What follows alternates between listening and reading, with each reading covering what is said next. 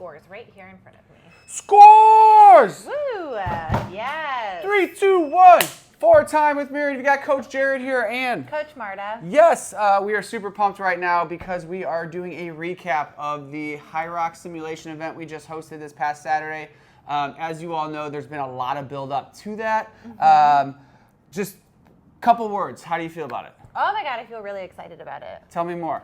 The race was super fun. Yes. I didn't know what to expect because I'd never been at a HYROX race before. I'd never watched anyone do a HYROX race before. Yeah. Also, of course, there's the anticipation of being one of the people organizing the race, right? Yeah. So there were a lot of nerves around that, but it went really well. Everyone who showed up for the race was awesome, like very supportive, a lot of fun to be around, both Myriad and non-Myriad members.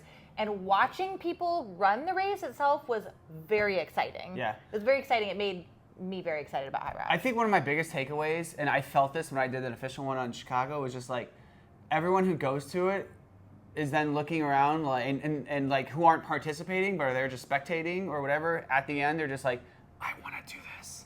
And we had so many people who saw other people challenging themselves that they also then walking away were like, okay, I want to do one of these now. And and that's why I think this is why this is successful. I think that's why HYROX is successful because like it's like doing a marathon. It's like doing a half marathon. Like it is a challenging event that will take anywhere from 60 minutes to 2 hours or more.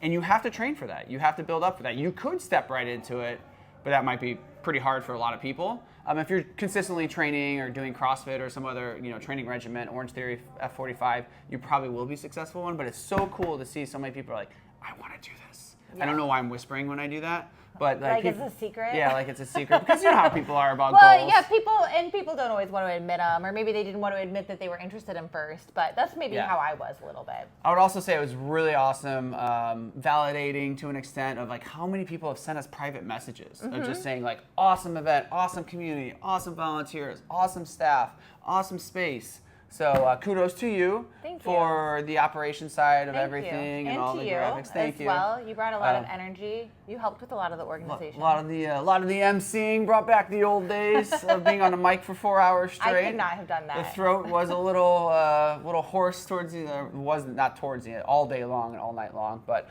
all right, so the event itself. Let's recap a little bit. So we had the male division go first. Then the mixed division, which we had 3 teams in that division.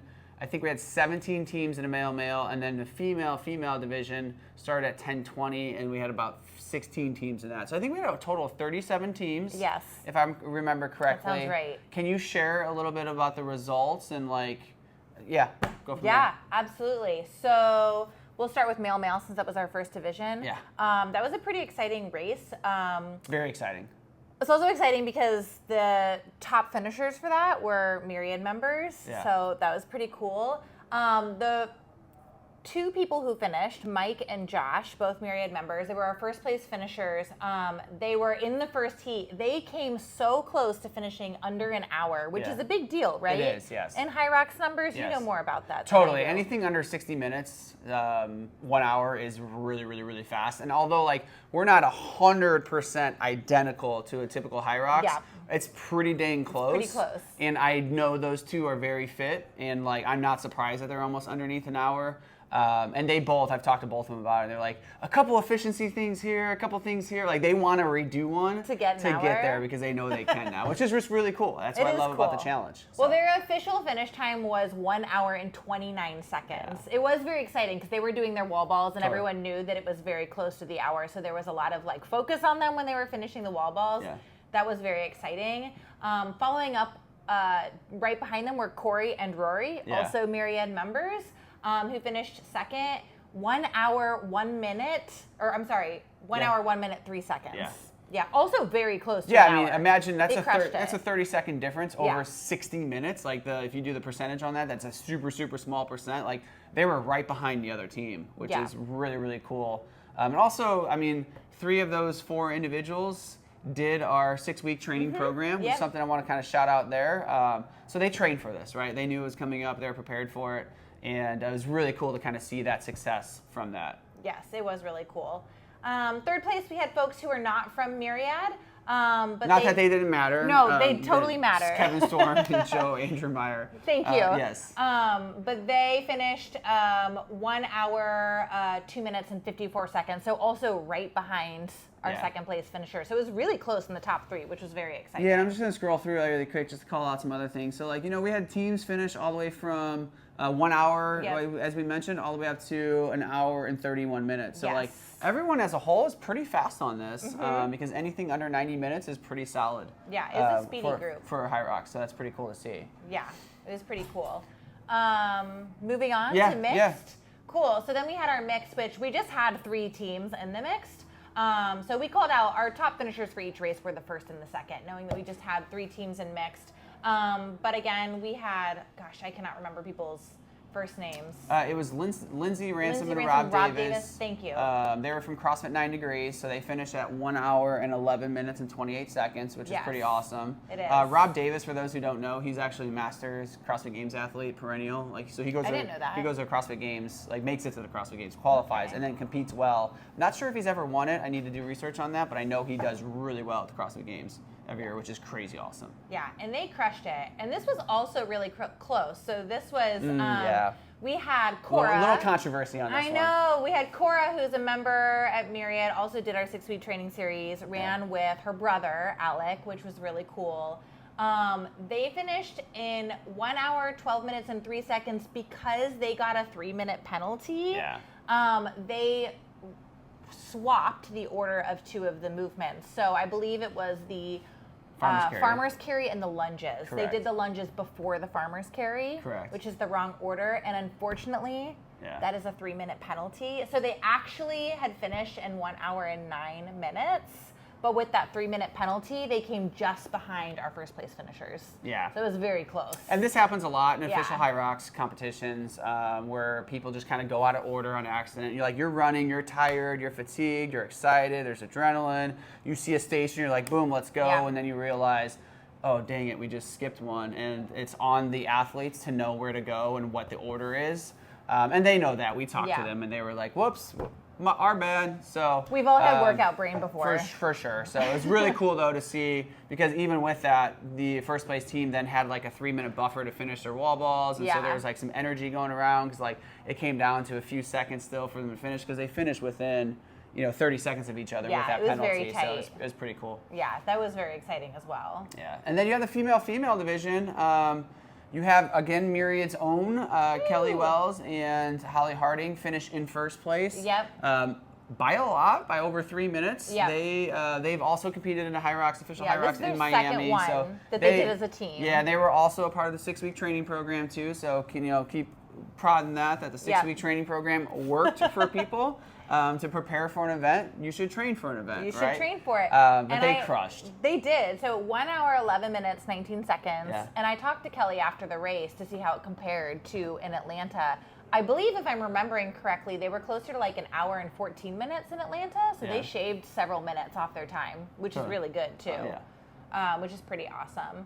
And then the second place finishers, 1 hour, 14 minutes, and 23 seconds. Do you remember their names? I believe it was Amanda Walker and Amy Hatton. But I think you are right. Could be wrong on that. And then we had Megan Freeman and Grace Lutovsky from Myriad in third place. And what was neat about that were some of those teams were in different heats. And so this is another thing that happens at HYROX as well, is like we do our best to get finishing times like you would in a marathon. Like, hey, how fast do you think you're going to finish your half marathon or your marathon? Same thing with the HYROX. That way you put the fast teams in Heat 1 and the second fastest in Heat 2. And we did our best to do that by asking people when they register to give us their projected times. But that doesn't necessarily mean we could fit all those fast teams into one heat. So we had a bunch of fast ladies in the first, second, and even third heat. So I think a couple of these teams came from the second heat, maybe even a third heat. Yeah. It looks like just the second heat. These actually, fifth place came from the third heat. So so like you just got to go fast no matter what heat you're in. Yep. And because we start every 10 minutes, so it's really cool to see kind of how that all dialed out here. Yeah, but everyone was pretty close in the ladies too. Yeah, so for female, anywhere from a 1 hour and 11 minutes all the way to 1 hour and 38 minutes. Yes. So very similar to where you know, roughly about 90 minutes, just over 90 minutes for a few groups, but everyone else was under that, so super cool. And the ladies too, they had to, the ones who were in the later heat, they had to finish out their race in the rain. So a couple of them had to do their final rain, even the farmers carry in like a pretty big downpour, which was very intense as well. So they kept pushing through though, did a really good job, which was awesome. Totally. Yeah. I'm just thinking right now, should we pause this and just do another episode of like what the future is, or keep? Yeah, because that was like that was the fastest 10 minutes ever. We were so excited about the HYROX that was a simulation fast recap. Anything else to recap then? Well, I did just want to call out. Yes, go. I know you're gonna say volunteers. Our volunteers. Yes. Oh my gosh. We had a couple of volunteers. I mean, all of our volunteers were absolutely fantastic. phenomenal. I cannot say enough how thankful I am for everyone who showed up. We wouldn't have been able to do the event without volunteers. We couldn't have. We needed volunteers in every place. You need people judging movements, judging wall balls, calling out finish times, keeping people organized, changing out weights. There's so many things to do. You know what I love about it, by the way? A lot of the feedback we received, like on site and after, or a lot of people be like, your staff is amazing, your coaches are amazing, your people are amazing. And it's because we made one mistake. We forgot to get volunteer shirts for people. So in future events when we do these, we're going to have, I think, fingers crossed, bright yellow shirts. The goal. Yeah, bright yellow shirts for all volunteers, which would be awesome. But we just used our staff shirts, so leftover staff shirts. So we gave out Naptown / Myriad staff shirts to people. So they looked like coaches and staff members, but most of those people that you all saw were just members and volunteers. Some of them weren't even members. Weren't even members that just wanted to come and help out because their family were doing it. Which was really cool. It was really cool, and there were a couple people specifically who were outside helping out on the corners that. We had people comment afterwards. They had such great energy on the corners, so people were running around the Stutz building. We tried to place people at every corner, not only to help navigate traffic, there's pedestrians and stuff out there, but to cheer people on. And there were a couple people in particular, we got comments about how friendly they were, how encouraging they were. They did not stop cheerleading the whole time. Which is amazing. It's amazing. That was hours. That was 3 hours. It was 3+ hours. I know. I went out there and could hear the strain in one of their voices, but they didn't stop. They were just so excited, which was really cool to see. Yeah, I loved it. Outside the volunteers and everything else, energy was amazing, and we'll shoot and talk another episode about what to look forward to. Exciting for the future. stuff, HYROX. Future of HYROX. Love it. Yeah. Cool. 3, 2, 1, done.